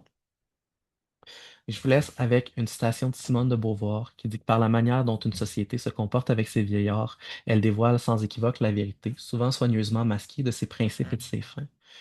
Je pense que ça invite à la réflexion, à savoir est-ce que comme société, on est dans une société qui a une belle vision du vieillissement? Est-ce qu'on voit le vieillissement comme un problème ou est-ce qu'on voit le vieillissement comme une partie de la vie qu'on doit encourager et qu'on doit soutenir? Je vous laisse sur cette note.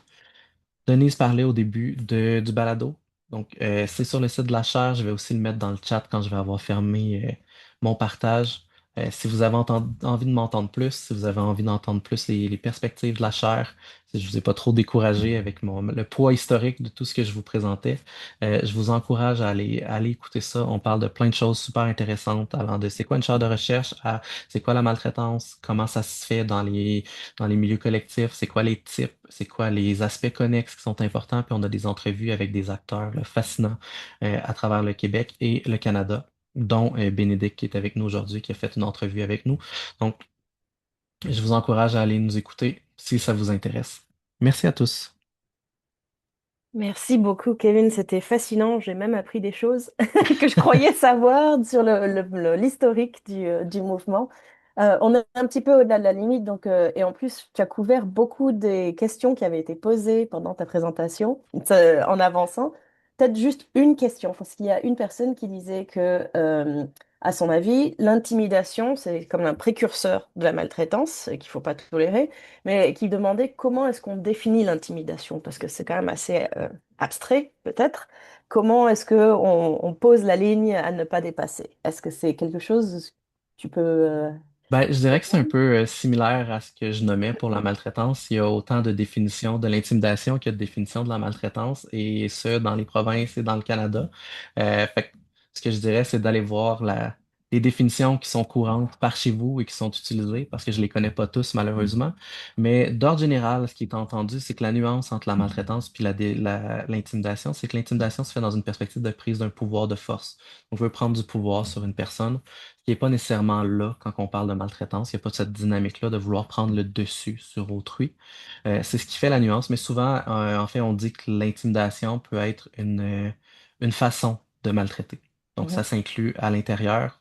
C'est vu comme connexe. Ça peut être séparé, mais ça peut aussi être un moyen. Parfait. Merci beaucoup, Kevin. J'ai mis le lien vers le balado et la chaire de Ah, maltraitance dans la boîte de excellent. clavardage. On pourra la repartager plus tard.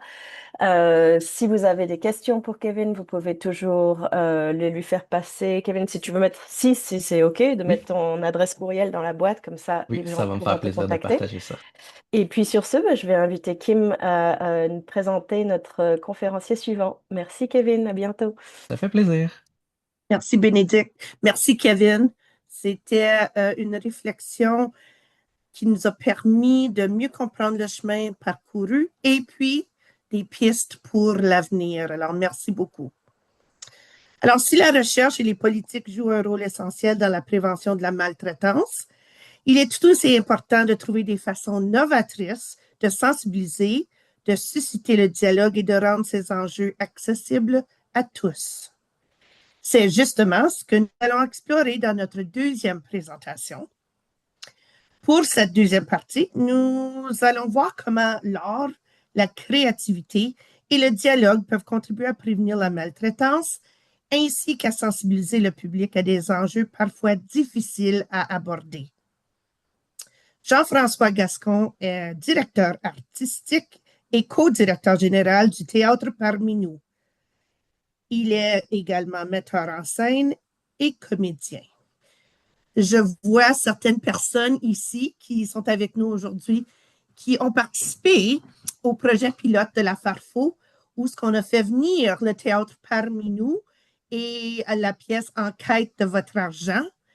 On est allé à Ottawa, Toronto et Sudbury. Et oui, on leur demande de revenir l'an prochain pour d'autres communautés parce que nous avons entendu beaucoup des gens qui disaient Hey Kim, pourquoi tu ne viens pas à Sarnia ou à North Bay? Et donc, c'est un plaisir pour moi de vous présenter Jean-François. La parole est à toi, Jean-François. OK, merci beaucoup, Kim, de cette présentation. Merci beaucoup de m'avoir invité aussi. Merci, Bénédicte. Merci, Kevin, pour ta belle présentation. Je suis très content d'être parmi vous aujourd'hui. Je suis content aussi de savoir, Kim, que le spectacle a eu son effet dans vos communautés. Oui, super. Je suis très content aussi de voir qu'il y a du monde de partout au Canada. Pour vrai, je trouve ça très, très, très intéressant d'être tous là ensemble, réunis.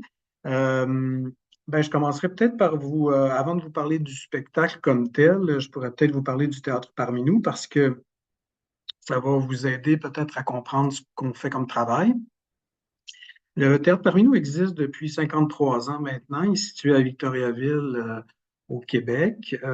On est une coopérative, nous, de travailleurs, de travailleuses de théâtre depuis toutes ces années-là, avec une mission à vocation sociale, c'est-à-dire qu'on crée des spectacles qui sont en lien avec des enjeux sociaux, avec des problématiques qui concernent tout le monde, dont la maltraitance.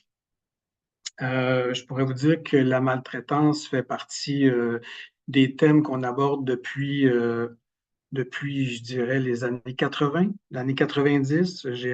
Avant de d'être ici avec vous, j'ai regardé dans l'historique un peu des textes. Moi, ça fait 30 ans que je travaille au Parmi nous. J'ai commencé comme jeune acteur quand je suis sorti de l'école de théâtre et déjà à ce moment-là, dans les années 90, la compagnie abordait ces sujets-là. Et évidemment, comme Kevin l'a bien expliqué, la maltraitance a pris la façon qu'on aborde comme société la maltraitance a évolué. Euh, donc, c'est ça, on a toujours créé des spectacles en lien avec ce thème-là, entre autres parce que notre compagnie aborde aussi tout ce qui est les enjeux de violence conjugale, par exemple, d'intimidation, comme on parlait tout à l'heure. Donc, tout ce qui est enjeux sociaux et problématiques qui concernent les adultes, les adolescents, les enfants. Donc, c'est là-dessus que nous, on crée notre théâtre et qu'on diffuse partout dans la province de Québec et aussi en dehors de la province, parce que là, comme vous avez vu, on est allé en Ontario. On aimerait ça d'ailleurs y aller plus souvent. Je suis bien content d'apprendre qu'on va y aller encore, mais on est allé déjà dans les Maritimes, on est allé dans le reste du Canada aussi avec d'autres spectacles. Donc, on est habitué, c'est nos réseaux. En fait, le Théâtre parmi nous ici a une mission sociale aussi par sa diffusion. On est en lien avec des organismes, on est en lien avec des municipalités, des ministères. Donc, on a un théâtre qui diffuse pas nécessairement dans les salles de spectacle, dans les réseaux de diffusion, disons, traditionnels. On est beaucoup, euh, on est beaucoup dans l'intervention terrain comme Kevin aussi disait tantôt, nous, le théâtre parmi nous, on est un exemple un petit peu de ce genre d'action-là. Je pourrais vous dire aussi donner un exemple de création sur le thème qu'on a eu autour des années 2010. On a créé un spectacle qui s'appelait Les Sentinelles allumées. C'est un spectacle qu'on avait créé dans le cadre d'un programme qui s'appelle le programme des Nouveaux Horizons. Certains doivent connaître ce programme-là, donc qui est centré vraiment sur la prévention de la maltraitance pour les aînés. Donc, on avait créé un spectacle qui était vraiment avec une participation active de personnes aînées. On a créé le spectacle avec ces personnes-là. On a vraiment fait un processus de création avec ces gens-là. Nous, notre processus de création, de la façon qu'on le fait, c'est que, par exemple, quand on est avec un organisme, on va aller à la rencontre de gens dans un premier temps, on va s'asseoir avec l'organisme qui souhaite faire la création. On va bien délimiter les paramètres de la création. C'est quoi l'objectif du spectacle? C'est quoi les thèmes qu'on va aborder dans le spectacle?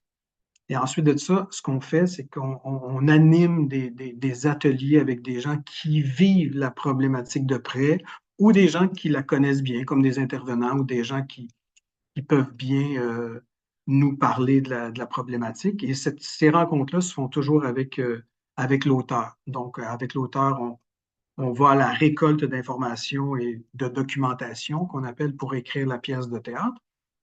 Puis, dans ce cas-là, avec la pièce qu'on avait créée avec les Sentinelles. Donc, les Sentinelles, dans ce cas-ci, c'est un peu comme le réseau des éclaireurs au Québec. Je ne sais pas si dans les autres provinces, vous avez ces réseaux-là. C'est des gens qui sont bénévoles, qui peuvent travailler un peu n'importe où dans la société. Ça peut être une coiffeuse, ça peut être une personne qui travaille à la popote roulante. Donc, c'est des gens qui sont formés pour être à l'affût. C'est comme des antennes un peu sur la détresse psychologique chez les gens, donc pour éviter que les gens vivent de la solitude. Donc, ils sont là pour aider, pour venir en aide. C'est comme des intervenants terrain un peu, hein, quelque part. Donc, on avait décidé de faire une création avec ces gens-là qui étaient des sentinelles dans leur milieu. Donc, on s'est assis avec eux autres et plus qu'assis, en fait, on a fait des ateliers pendant plusieurs mois, des ateliers de théâtre, des répétitions. C'était comme des comédiens amateurs, finalement. Et on est parti à partir de leurs témoignages, des connaissances qu'eux avaient, qui ont vécu des histoires. C'était vraiment sur des situations de maltraitance, surtout financière à ce moment-là. Donc, on a créé vraiment un spectacle avec ces gens-là qu'on a tourné ici dans notre région à Victoriaville, dans le centre du Québec. Donc, on leur a fait vivre vraiment l'expérience de comédien en tournée avec le spectacle. Et puis, après ce processus de création-là, on a décidé de reprendre le spectacle de façon professionnelle, parce que le théâtre parmi nous, ça reste quand même un théâtre professionnel avec des acteurs, vraiment des acteurs qui sont issus des écoles de théâtre, qui sont membres de l'Union des artistes et tout. Mais dans le cadre de ce processus-là, vraiment, on était là, vraiment avec des gens qui connaissaient bien la problématique puis qui avaient envie de le partager dans leur milieu. Donc ça a été un processus de création qu'on a fait sur cette thématique-là. Et là, tout récemment, comme Kim parlait, on a fait une création qui s'appelle En quête de votre argent. C'est un spectacle dont j'ai fait la mise en scène. On a été approché par le service de police de la ville de Saint-Jean-sur-Richelieu. Et puis, et ils nous ont approchés parce qu'eux autres aussi, encore là, ils voulaient déposer dans le programme des Nouveaux Horizons pour les aînés. Puis ils nous ont demandé si on ne voulait pas faire un processus de création avec eux autres. Mais eux autres, ils voulaient pas nécessairement que des participants, soit que ce soit amateurs ou que ce soit des gens qui, monsieur ou madame tout le monde qui participent, mais que ce soit vraiment un spectacle professionnel.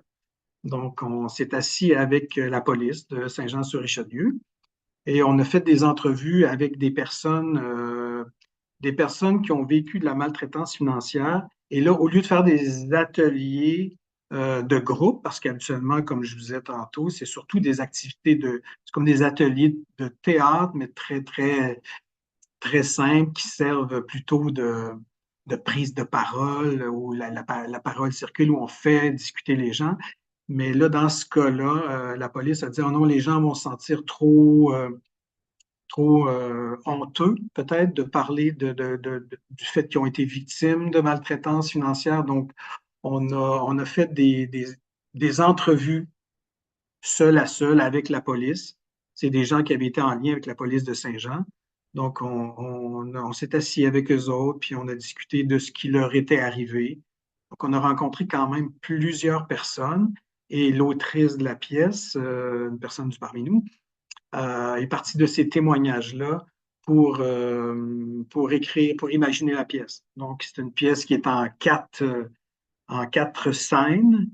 Et la particularité du projet, c'est que la police de Saint-Jean souhaitait, eux, les agents socio-communautaires de la police, souhaitaient intervenir durant la représentation. Donc, on a imaginé 4 scènes différentes entre lesquelles la police venait parler de la situation, des enjeux qu'on venait voir dans la situation. Donc, la première situation, c'est vraiment une femme c'est l'arnaque de la femme qui a quelqu'un qui vient chercher ses cartes de crédit chez elle parce que ils doivent annuler les cartes, mais la personne doit fournir les cartes dans une enveloppe avec les NIP et tout ça. Ça, c'est la première scène. Donc, la police vient après parler de cette situation. La deuxième scène, c'est la situation d'un homme qui vit de la solitude et qui est plutôt plus âgé, qui se sent seul. Sa femme est décédée.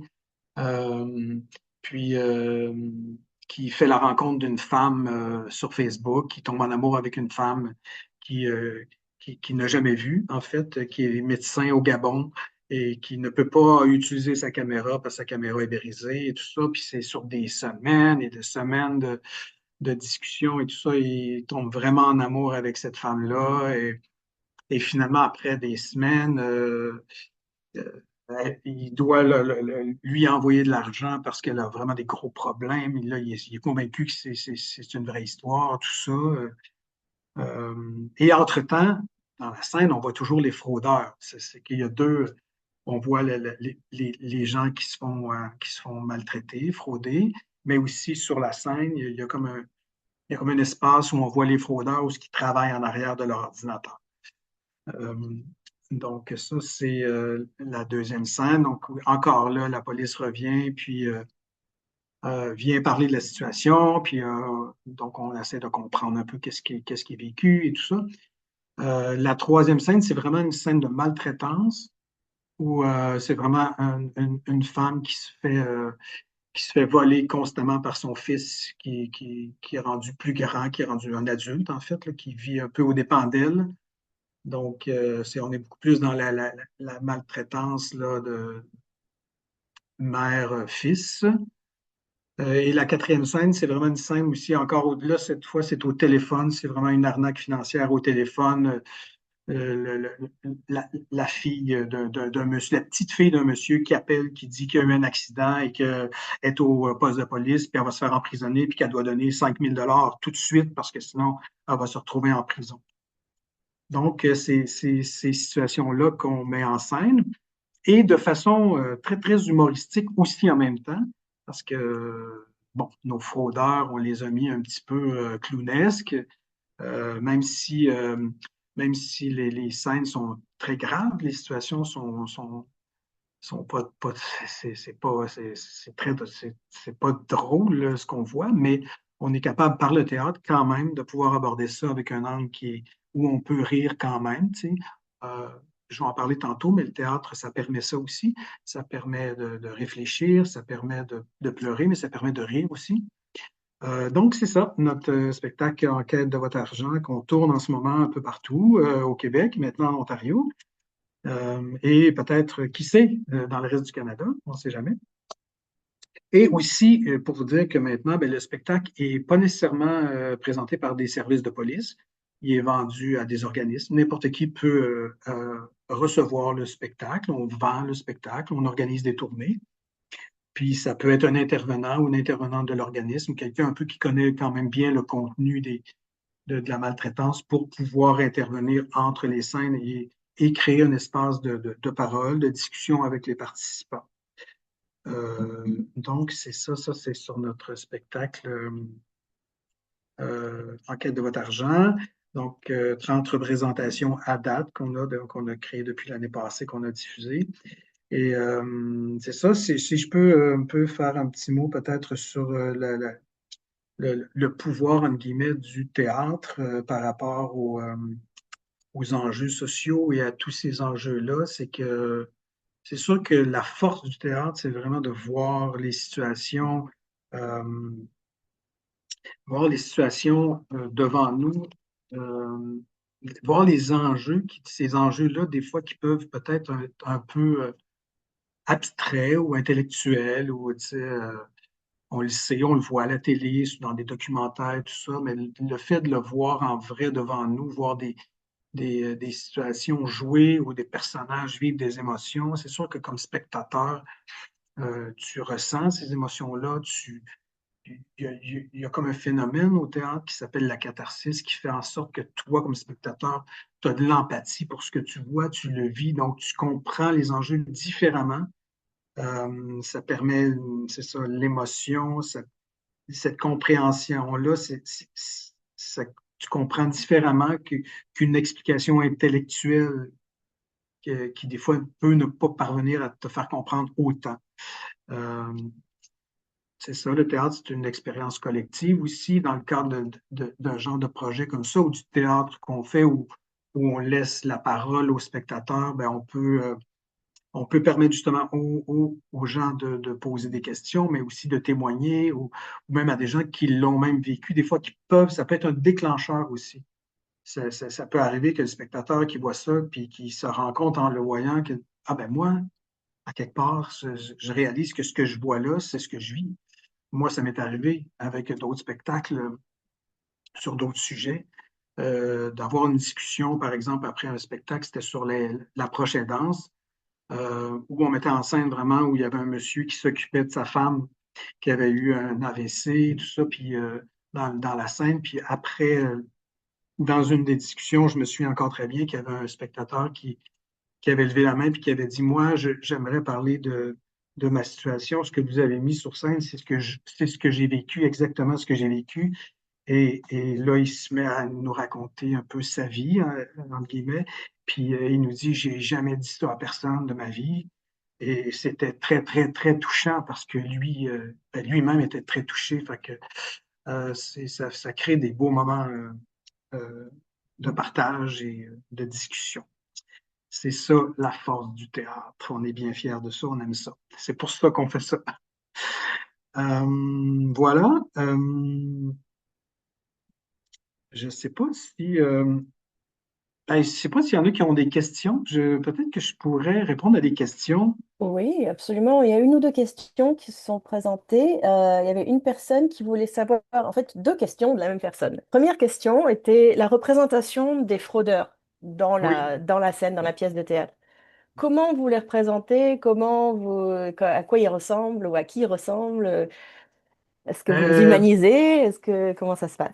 ouais, comment ça se passe en fait? C'est que c'est des monsieur, madame, tout le monde, mais pour le plaisir de les typer, si on veut, pour que ça soit vraiment, pour qu'on on les remarque et qu'il y ait une personnalité plus loufoque, on les a remis des petits bandeaux, un peu comme des petits bandeaux de voleurs ici. Donc, tu sais, c'est vraiment des personnages. Donc, Kim, peut-être tu veux dire quelque chose? Oui, c'est vraiment un ajout, je trouve, tu peux voir les fraudeurs en arrière, puis vraiment, les comédiens étaient spectaculaires. Puis c'est vrai, là, aussitôt que tu vois la personne sortir avec le petit masque, tu le sais, puis ils exagèrent, mais hein, ça fait rire les gens, mais tu vois là vraiment comment est-ce qu'ils s'y prennent pour aller, aller chercher les victimes. Mhm. On C'est ça. avait donc, pardon. Non, allez-y. Non, j'allais dire, la question suivante était très précise. C'était si quelqu'un était intéressé de faire venir ce spectacle dans leur communauté, comment ça se passe? Est-ce qu'il y a un coût? Est-ce qu'il faut contacter? Comment ça se passe?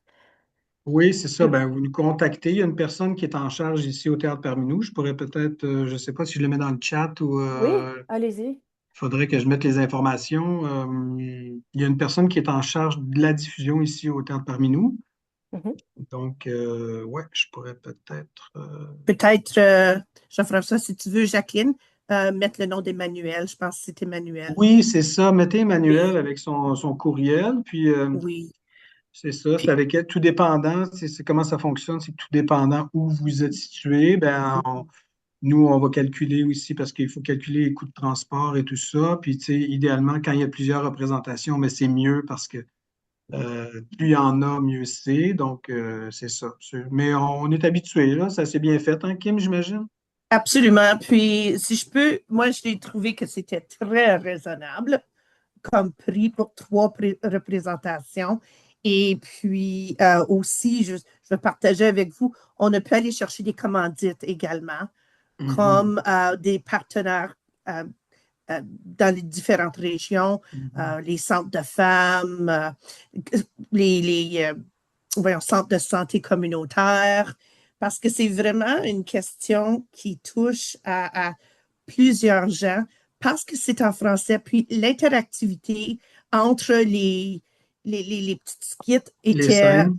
riche, entre les scènes, c'était riche, la richesse. Les gens, ils ont je ne savais pas comment est-ce qu'il allait réagir. Et puis, c'est moi qui étais l'animatrice. Et donc, ça a été super. Il fallait même couper la conversation parce qu'il aurait continué trop Ben longtemps. oui. Ben oui, c'est ça. Ça déclenche. En fait, c'est un déclencheur où les gens ont envie ont envie de partager, ont envie c'est ça, soit qu'ils connaissent quelqu'un qui ont vécu ce genre de situation, eux-mêmes l'ont vécu. En tout cas, c'est très riche en discussion, hein. Tout à fait. Et puis, c'est ça, comme même à la fin, c'est pour ça que les gens ont resté, parce que là, ils voulaient encore jaser. Et puis, il y en a plusieurs que c'est vraiment, surtout fraude financière avec les banques. Et puis, une des raisons qu'on voulait faire, faut voulait faire venir la pièce de théâtre, c'était, j'avais été à différentes formations euh, pour les fraudes financières. Puis les gens, tout d'un coup, ils avaient peur de toucher leur téléphone ou leur Mm. ordi parce que là, tout d'un coup, oh my God, je vais me faire avoir. Puis c'était tellement bien fait. Moi, je suis une grosse fan, là, comme vous pouvez Ben, voir. c'est Et super. puis, On vous aime. c'est comme je dis, si vous faites venir pour une coupe de différentes régions, c'est plus abordable pour, comme coût, mais c'est très raisonnable, moi, j'ai trouvé. On a Denise, je crois, qui voulait aussi poser une question. Oui, oui, oui, j'ai bien aimé la pièce de théâtre au Centre Pauline Charon récemment. Moi, je voulais savoir comment, avec les changements au niveau technologique par rapport à l'abus de toutes sortes d'affaires, la maltraitance, comment vous allez, est-ce que vous avez une vision future des changements que vous pouvez apporter à cette pièce-là? Je pense à l'intelligence artificielle, par exemple, où c'est devenu quand même là, une grosse problématique. Comment voyez-vous ça là, dans les prochaines années? Ben, c'est comme toutes nos créations, en fait. C'est que, en plus, la fraude financière, ça avance, ça bouge tellement vite. Ça change vite. On a eu ces discussions-là avec la police par rapport à l'intelligence artificielle parce qu'on voulait l'intégrer. On le savait que c'était, tu sais, quand on a créé le show, c'était là, mais pas encore tout à fait, un peu. Là, de plus en plus, c'est une bonne question parce que nos spectacles, à un moment donné, on se rend compte, comme le spectacle, l'autre qu'on avait fait plus dans les années de 2010, on l'a tourné quand même pendant plusieurs années, puis à un moment donné, on s'est rendu compte justement que la fraude prenait différents visages et tout ça. C'est pour ça qu'on a créé un nouveau spectacle, mais probablement qu'en quête de votre argent il va avoir sa vie, entre guillemets. Tu sais, à un moment donné, probablement on va être obligé de faire une nouvelle création parce qu'il va y avoir trop de choses qui vont être différentes. Des fois, ce qui se passe aussi dans nos créations, c'est que on ajuste, on modifie. Tu sais, quand c'est encore possible, puis on se dit, OK, ça, c'est plus encore d'actualité, mais on pourrait remplacer. Mais à un moment donné, dans une pièce, à un moment donné, tu peux plus remplacer, il faut que tu recrées parce que les enjeux sociaux sont différents, ça a bougé. Je pense qu'en quête de votre argent, il va avoir une très belle vie parce que c'est bien parti. Mais je pense peut-être que dans quelques années, là, va peut-être falloir repenser à recréer quelque chose avec les nouveaux enjeux. Merci, merci. Merci. Alors, je crois, je regarde là une dernière fois avant qu'on se dise à bientôt. S'il y avait d'autres questions, je ne pense pas en avoir raté. J'en avais une, moi, qui avait à voir avec le suivi après la pièce. Parce que comme vous parliez de la pièce sur les proches aidants, de cette personne qui était venue ensuite vous dire ça m'est arrivé Mhm. à moi. Je sais que très souvent, j'entends de personnes qui font des présentations dans la communauté sur la maltraitance ou sur la fraude. Peut-être que pendant la présentation, les gens vont être assez calmes ou ne vont rien dire, mais généralement, après, ils viennent et commencent à partager leurs expériences. Et j'imagine que c'est peut-être pareil pour la pièce de théâtre, parce que ça touche, en plus, l'art, ça crée une réaction émotionnelle différente. Est-ce que vous avez comme des supports ou des soutiens à la fin de la pièce pour les gens qui veulent parler, ou des recommandations de ressources pour elles plus tard? Ça fait partie du... Oui, Oui, ben la plupart du temps, quand on anime, mais en fait, la plupart du temps aussi, on souhaite qu'il y ait des intervenants qui c'est animent. ça. Parce que nous, on est des comédiens. Bon, on connaît le sujet parce que souvent, moi, j'ai fait, par exemple, la documentation et tout ça, mais je suis pas un intervenant. Ouais. Donc, on préfère toujours avoir quelqu'un qui anime, qui connaît très bien et justement, qui peut récupérer en cas de situation où ça déclenche des émotions Mhm. comme ça. Souvent, les organismes qui nous font venir, ben, ils sont sur place aussi Donc, ils ont des intervenants sur place. Donc, la plupart du temps, quand il y a des choses à gérer, bien, ils sont là pour le faire. Mais pas toujours. En milieu scolaire, ça c'est bien, oui. Il y a toujours des gens qui sont là parce que c'est ça. On a créé aussi d'autres pièces sur des sujets sensibles aussi, comme l'exploitation sexuelle, par exemple. Et il y avait toujours des agents de police socio-communautaire qui étaient présents là en cas de dénonciation ou en cas Mais oui, mais aussi par rapport aux organismes, on essaie toujours d'inclure des organismes là, de la région tout près si des gens veulent consulter. Donc, ouais, le plus possible. Super. Merci beaucoup. D'ailleurs, ça m'a fait penser quand vous dites les écoles ou les établissements d'éducation, peut-être une idée pour la prochaine pièce, quelque chose d'intergénérationnel qui rassemblerait les personnes âgées, aînées et les Oui, plus jeunes oui, c'est une pour bonne parler idée, ça. d'agisme. Ben oui, parler d'agisme, oui. Très bonne idée, je le note. Comme Kevin nous en a parlé un peu plus tôt, justement, ça Oui, paraissait l'alignement idéal. vraiment. Bon, ben, écoutez, je crois que sur ce, on est arrivé à la fin de notre événement aujourd'hui, hein. Merci beaucoup à tous les deux d'être venus nous parler de votre travail, de votre vision.